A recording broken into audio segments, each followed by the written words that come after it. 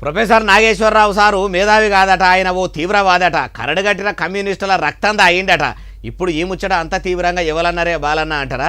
ఎవలో కాదు, దేశం కోసం ధర్మం కోసం దేవులాడుతున్నామని చెప్పుకునే పువ్వు party leader cum MLC Som Veerraju sir. ఇనుండ్రిగో మీరు కూడా. అయ్యా సోం వీర్రాజు సారు, ఇక సురువు చెయ్యండి మీ సుప్రభాతము.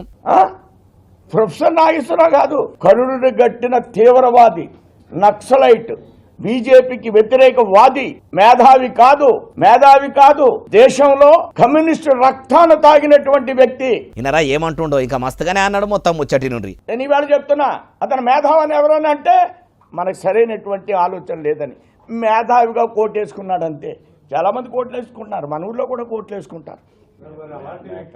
అలాంటి మేధావి అడిగే రైట్ ఏంటంటే, నువ్వు కమ్యూనిజాన్ని స్వీకరించావు, ఇవాళ కమ్యూనిస్ట్ దమ్ముందాన్ని కానీ అడుగుతున్నా, ఛాలెంజ్ చేస్తున్నా నేను. అయ్యా ప్రొఫెసర్ నాగేశ్వరరావు సారు పేరు వినవడంగానే బాగానే ఒడుచుకొచ్చింది. గెలిచి ఇన్ని దినాలైతుంది, ఇన్ని దినాలకోలే యాడున్నారు సారు? కామన్ పబ్లిక్ పల్లెల పొంట మస్తు తిప్పలు పడుతుర్రు.